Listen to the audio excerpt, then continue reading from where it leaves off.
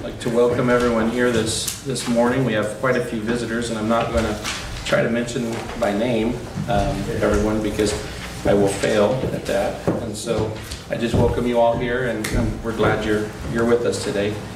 Before we start the lesson, I'm going to have Zachary and Donovan hand out the thing, but we also have a thing that we went over on Sunday. It's the ministry matter. It's a ministry group volunteer worksheet, and what this is going along with our goal of spreading the gospel. And it's we have some sheets up here, so if you would like to participate in some of our groups that we have going on, I'm going to put them right over here, and then just grab one afterwards and just fill it out and put it in our box over here, and we'll get you on the committees if you choose to be. This morning, as we begin our lesson, we're talking about transformation, and one of the parts of transformation that I think Matt led into last week really well was that it's not going to be an easy task. It's not going to be something that we're just going to be able to say we want to transform and then just do it. It's not going to be something that when we decide to take on a task, if we decide to join one of the ministry outreach things, it's not going to be something we just sit back. We got to put the work in. We got to put hard work in. And so for my talk this morning, what I've done is I went through and I found a bunch of things on working hard and just working hard at our jobs and other aspects in our life, and all of these things play together because whatever it is we're supposed to work hard at. A quote that I found that I liked, I put it in here. It's by Gordon B. Hinckley, and he said, "Without hard work, nothing grows but weeds." And being a landscaper, I know that all too well.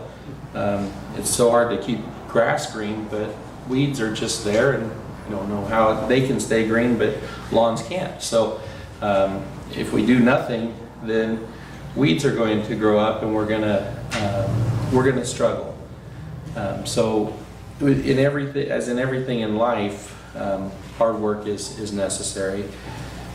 Is work a necessary evil or a source for satisfaction and success? It depends on how you approach it. What does the Bible say about the results of hard work? Let's look at that question today as we go through our lesson. You know, we've heard too many times, don't work too hard.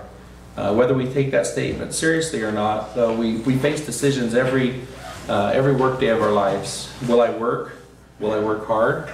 Will I take it easy? Will I just go through the motions? That's something that you hear a lot about, people just going through the motions. And if that overlaps into our Christian life, then we're not going to be very successful, just as with our work life. As we'll see, the decisions we make and the actions we take will have a huge impact on our lives and our futures. So, just as in work again, if you don't put the work in and you just go through the motions and you just try to get done, just say you've done it, and you don't work hard to have the quality that's needed or the pace that's needed, you're not gonna be very successful. In the future, maybe that you don't keep a job.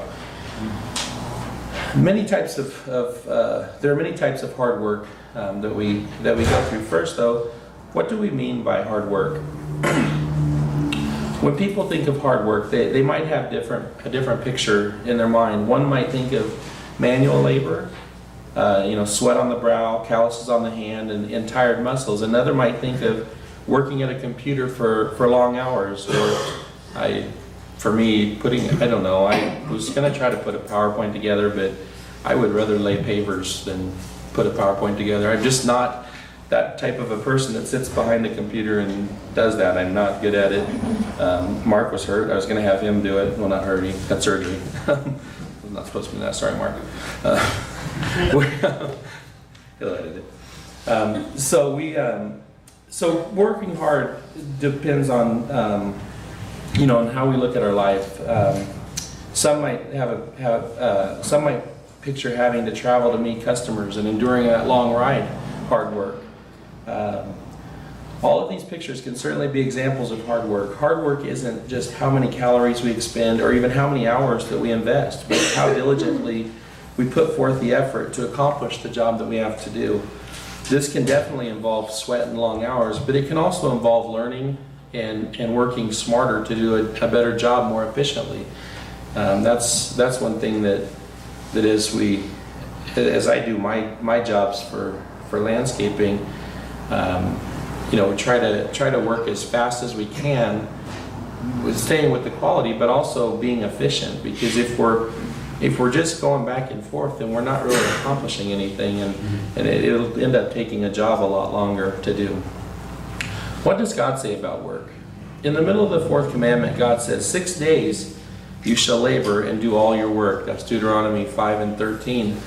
The Bible shows that God intended for us to work and to gain fulfillment and satisfaction from doing so. Work is to be a major part of our lives. It's one of the main factors in a happy, well-rounded life. It is key to personal fulfillment as well as financial security. There has to be a balance between work, family, worship, and pleasure, but without hard work, a person's life will become shallow and out of balance.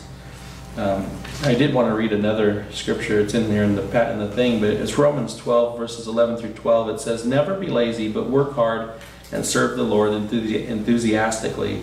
Rejoice our confident hope. Be patient in trouble and keep on praying." And I just wanted to mention with that praying is probably the most important thing that we can do to help us get through hard times. When we're struggling to fulfill a job, sometimes it just takes a minute to stop and pray to God that He'll help us get through that task. God has a lot to say in the Bible about work, our attitude toward it, and the result of it in our lives. These are timeless principles that apply to each of us at any time period that we're in. It applied to the early Christians, and it applies to us still today. Next, we want to consider ant versus the laziness.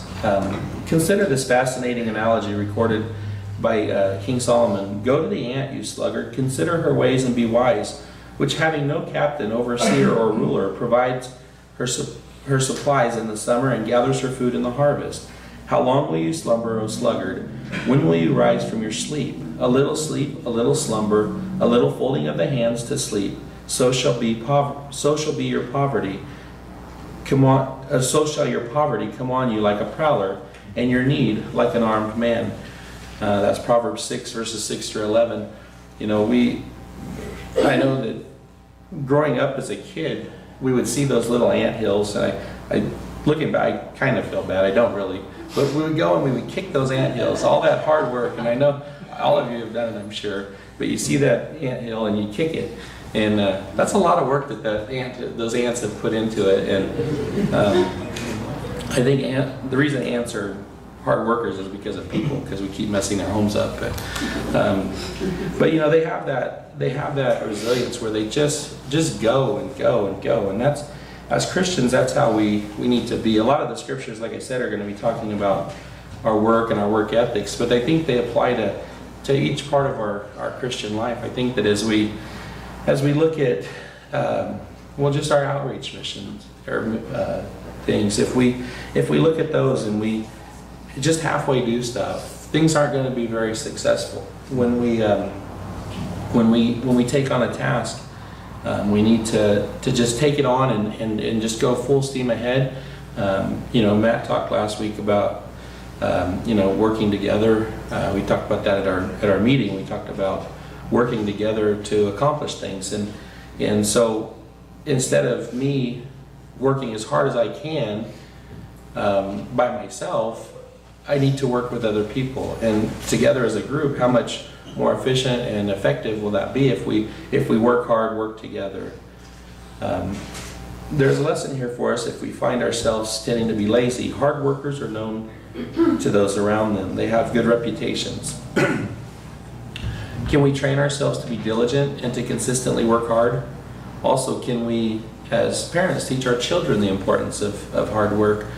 I know Donovan gets tired of hearing me talk about how important it is to work, and I'm sure any of you that have kids, your kids probably get tired of it, but it is an important thing in life, because if you're not a hard worker in whatever aspect it is, you just don't get things done, and you're always relying on other people, or you just never can seem to get ahead. And so with hard work, you can do that. Notice what Solomon wrote in Proverbs 24 verses 30 and 32. It says, I went by the field of the lazy man, and by the vineyard of the man devoid of understanding, and there it was, all overgrown with thorns. Its surface was covered with nettles, its stone wall was broken down. When I saw it, I considered it well. I looked on it and received instruction. If you're an employer looking to hire somebody, what candidate are you going to choose? Are you going to choose the one that's well groomed, that comes in, that he seems to be sharp, he's prepared, or are you going to hire the person that comes in with torn jeans and hair not combed properly, or the appearance that we set off is another part of it. Experience tells us that the answer is the one who really cares about the job, who takes the time to prepare for it, who, any job interview that I've gone on, I've always done research on, and it's funny me doing research, but I do with work. I do research to figure out what job I'm supposed to do. What does this job entail? Is it something that I can take on? I remember I worked at Moss Lumber, and we were hiring people, and this kid came in, and he really wanted a job, and he looked good. He just seemed real enthusiastic, but he couldn't read a tape measure. How are you going to hire somebody to cut lumber if they can't read a tape measure? And so you have to be prepared for the job that you're applying for too. So as Christians, we got to be prepared for being a Christian, and we do that through transformation. We do that through reading the scriptures and just doing the things that we need to do to get ourselves prepared for the tasks that we're going to take on. Proverbs 10 and 26 tells us, as vinegar to the teeth and smoke to the eyes, so is the lazy man to those who send him. Employers want employees who will work diligently even when they, like the ant, are unsupervised.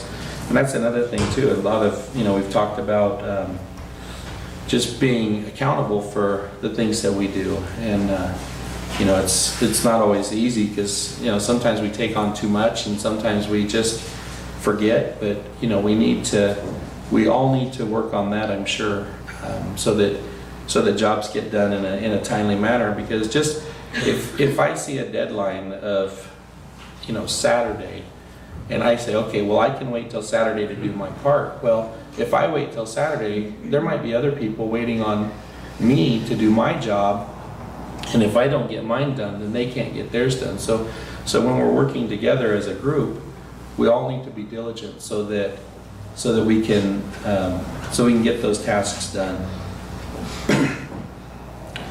Diligence pays. The hand of the diligent will rule, but the lazy man will be put to forced labor. Proverbs 12 and 14.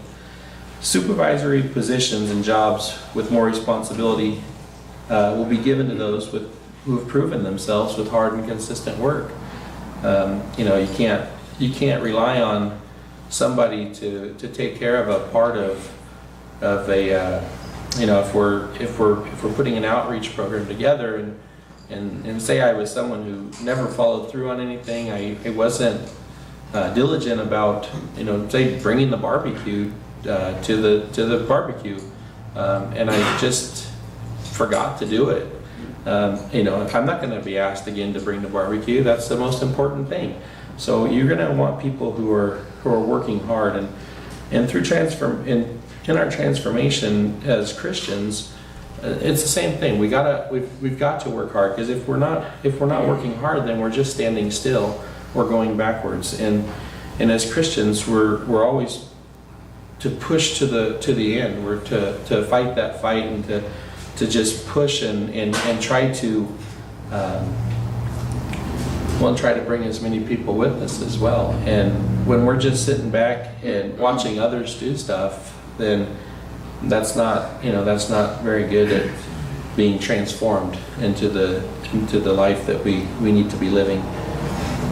Another verse is, the soul of a lazy man desires and has nothing, but the soul of the diligent shall be made rich. That's Proverbs 13:4. Financial well-being can so often be traced back directly to hard work and constant faithful diligence. It was true in Solomon's time, and it's sure true today. Without talking about work and money, there's the Christian who puts the time in to study, the Christian who puts the time in to read their scriptures, are going to be able to talk to a stranger on the street about Christ. I've said it many times that I'm very good at talking to people, but I'm not always the best at talking to people about Christ, because I haven't always put the time in to know exactly what to say. And so, when I'm talking to somebody and I'm not, they're not seeing Christ in me, or I'm not putting Christ out there, then I'm really not doing my job. I'm not being a transformed person. And I just think that as we become a transformed person, people will see that, because we'll be willing to talk about Christ. We'll be willing to share the gospel and to try to help them with their lives, to save their lives from eternal damnation.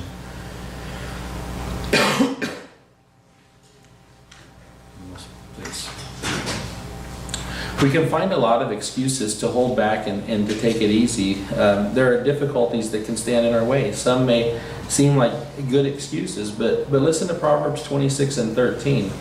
The lazy man says, there is a lion in the road. A fierce lion is in the streets. I don't know that...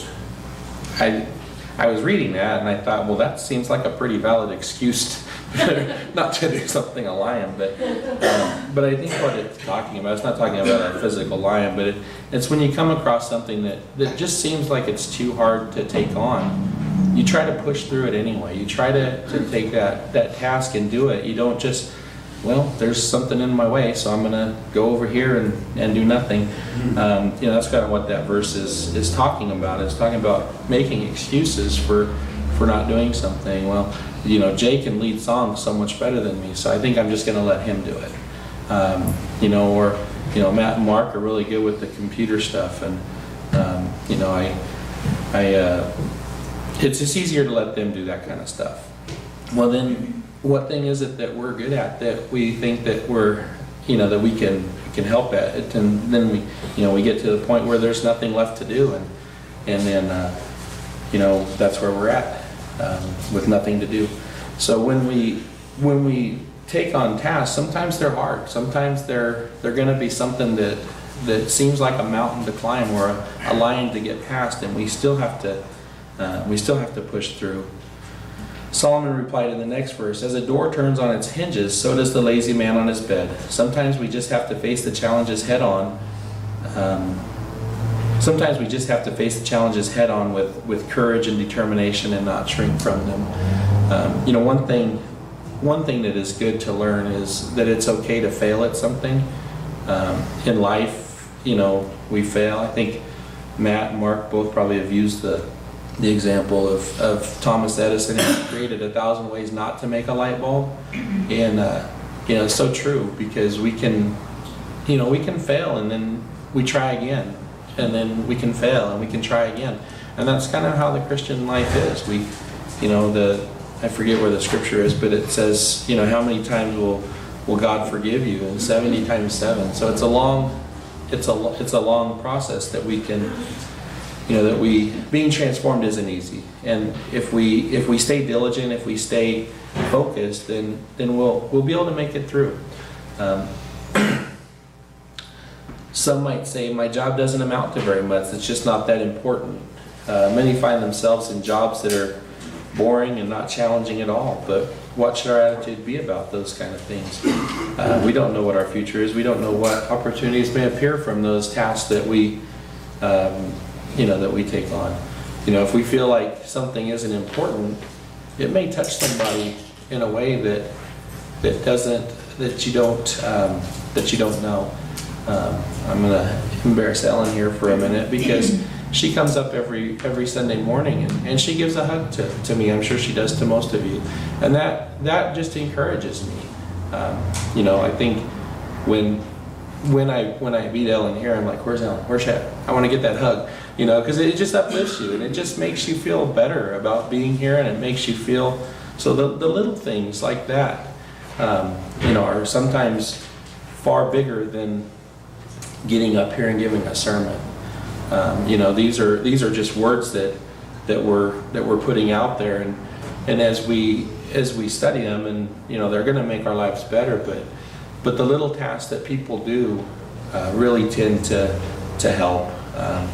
When you have a car problem and somebody offers to help you, it goes a long way. So those are the things that as we become transformed that we'll need to work on, is helping others, putting other people in front of us. So the little jobs are just as important as the big jobs.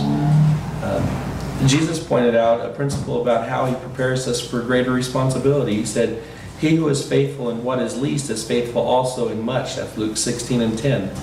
Will you be ready when the opportunity knocks? Will you have proven yourself a good candidate for more responsibility? Solomon tells us in Ecclesiastes 9:10, "Whatever your hand finds to do it with your might." So when we're doing something, maybe we're not the best at that task, but if we put all of our might into it, all of our heart into it, then we're gonna be successful. We may not be it may not be done perfect, but the job will get done, and others will help us if we struggle. We can apply these good habits in every aspect of our lives. Perhaps if you're unemployed, if so, working hard or getting a job is working hard. We have to really work hard to do the things that we need to do. If it's unemployment, then our job is to be getting a job. We often think I was unemployed for 3 weeks one time, and in the first week I put a few applications in and I didn't get anything, and I thought, well, this isn't working right, so for 6 hours or 7 hours the next day I went around to different companies, and it wasn't very long before I had a job. So if that's the position you're in, work hard at getting a job. If it's for me, the computer thing, I'm terrible at this, and wanted to make a flyer up for the free sale, and it's a funny story, but I didn't want to ask Matt and Mark to do it. So what did I do? I asked Lisa to do it. See, that's taking the easy way out. I didn't work hard at it. And so we need to take things on, and we actually need to work hard. Maybe next time I'll be the one that makes the flyer, or ask Jay probably, but we need to just take on jobs. If we don't think we're good at it, let's work at it, get better at it. That's how we transform. We're not going to transform if we just keep doing the same tasks that we're always doing. In John, the 5th chapter, verse 17, Jesus said, "My Father has been working until now, and I have been working." We have a working God and a working Savior. They set a pattern before us. They show us how to have a happy, full life. They show us that nothing we want is going to come easy to us. It's going to be difficult. But I can tell you, just when you start a new job, it's difficult and you're slow and you feel like you're not doing a very good job. As you're in that job for more times, practicing it, doing it, we get better at it, and then all of a sudden we're keeping up with everybody, or maybe we're surpassing people, and so going into a new job not knowing how to do it is like taking on a new task in our Christian life. We may not know how to do it, But lo and behold, in a month or so, we're not even going to remember that we didn't know how to do it. We're just going to think, oh, okay, this was easy. I can take on something else. And that's how we grow. That's how we transform. And like I said, it's not easy. It's not something that we can just come to work and put our time in and get a paycheck. But it's something that we have to really do, to really be successful. And in life, in our jobs, we can't expect to just show up for work and, clock in, clock out, do the tasks that are there and be promoted. If we want to be successful, if we want to move up, what we do is we work hard. We take on extra things. We see something that needs to get done, and we go to the boss and say, hey, can I take on this responsibility? Is this something that I can do? And we find out extra things to do. And we do things without having to be told. We're more of a proactive person than a reactive person. And that's something you hear a lot in the workforce is be proactive, don't be reactive. And when you're proactive, that means you're looking for something to do. When you're proactive, you're just sitting back waiting, or no, when you're reactive, you're just sitting back waiting for something to come to you. And as Christians, if we do that, if we just sit out here on the step and say, well, someone's going to come to me and talk to me about Christ because I'm in front of a church building, that's being reactive. We're waiting. But being proactive, we're getting out, we're doing stuff, we're talking to people at the kids' ball games, we're living our life. We don't even have to always say something. Just the way that we live makes a difference. When we're out, people notice that we're different. You guys probably have all had this happen when you're at a restaurant and you're saying prayer before your meal. Someone always tends to come up and say, "Oh, I like that. That's really good." So you're making an impact on somebody without even knowing it. And when you're being proactive, then you take that opportunity and say, "Hey, this is why we do this."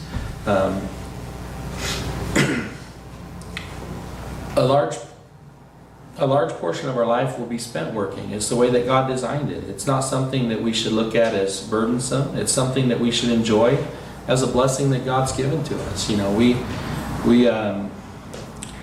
know at work, when I have a task to do, I always go gung-ho first, and I want to get that job done, but you get towards the end, you're like, oh, this is taking forever, it's tedious, and I want to just be done with it. I was telling, I think it was Matt the other day I was talking with, and I said, I would love to be rich, and my job would be so much easier if I didn't have to charge people for it, because I would just enjoy doing it. It wouldn't be about the money part. It wouldn't be, I would just get in and do it. And that's how we need to look as our Christian life. We need to look at it like it's not a job. It's just a way of life. And if we can do that, and if we can get I don't even know what to call it, but the idea of heaven as our payment out of the way, and we just look at it like this is the life that God wants me to live. We would probably enjoy it so much more if we don't think of it as it's something that's tedious and hard. So as I say this morning before you, that it's hard work. It shouldn't be hard work. It should be something that we can. I'm just contradicting my whole lesson. It's not hard work. It's something that it is hard work to do, but we shouldn't look at it as something that's hard to do. The Bible tells us in Galatians 6 and 7 that we reap what we sow. Solomon paints the picture in Ecclesiastes 5:18 through 20. Here's what I have seen. It is good and fitting for one to eat and drink, and to enjoy the good of all his labor, in which he toils under the sun all the days of his life, which God gives him, for it is his heritage. As for every man to whom God has given riches and wealth, and given him power to eat of it, to receive his heritage and rejoiced is his labor. This is the gift of God, for he will not dwell unduly on the days of his life, because God keeps him busy with the joys of his heart. So if we can, that last part is amazing, I think. It says, for he will not dwell unduly on the days of his life, because God keeps him busy with the joys of his heart. So if we take the things that as Christians we need to be doing, and we put it into our life where it's a joy to do, we're not gonna dwell on the unduly days of this life. We're gonna enjoy it. We're going to take that and just be happy with what we're doing. everything we take on will be better if we think of it if we think of it in that way. If we think of it just being something that is going to make us happy, it's gonna make things so much easier on us when we're not struggling against ourselves. We all have choices to make. How will we spend our lives? Hard work, drive, determination. These are things that are going to be necessary in order for us to succeed in any endeavor that we undertake, especially transformation. But God has made us so that we can find pleasure, fulfillment, and happiness in the works that we do. And that's just what we have to find, is how to be content. Something else that somebody told me a long time ago. They said, if you're not content with little, you're not going to be content with a lot.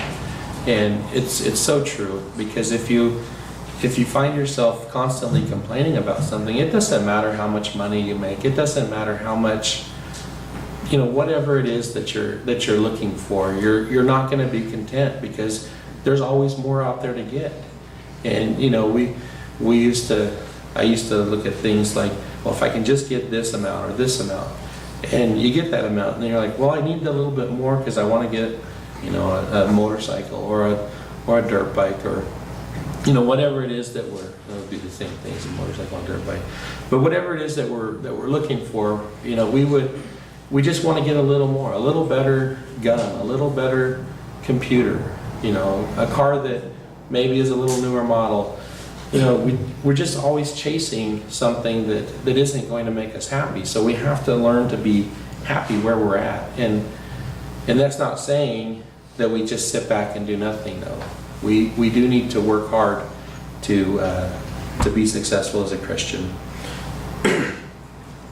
Our own natures may want to take us toward laziness, slothfulness, or taking shortcuts, but our nature can be overcome. We can change. We can seek God's help to live a life that's His way. And if we persevere, we will see the benefits of doing the jobs that we have in our life, of being a Christian. Our families, friends, and neighbors, they're all going to benefit from us doing little things. As I mentioned earlier, it really is. It's amazing when somebody just comes up and does the smallest thing. You feel like, well, that person's invested in me, and that means a lot. So keep doing the little things, and just keep pressing on to do better things, or bigger things, not better things, bigger things with your Christian life. And that's what being transformed is about, is moving forward and just continuing on in our Christian life.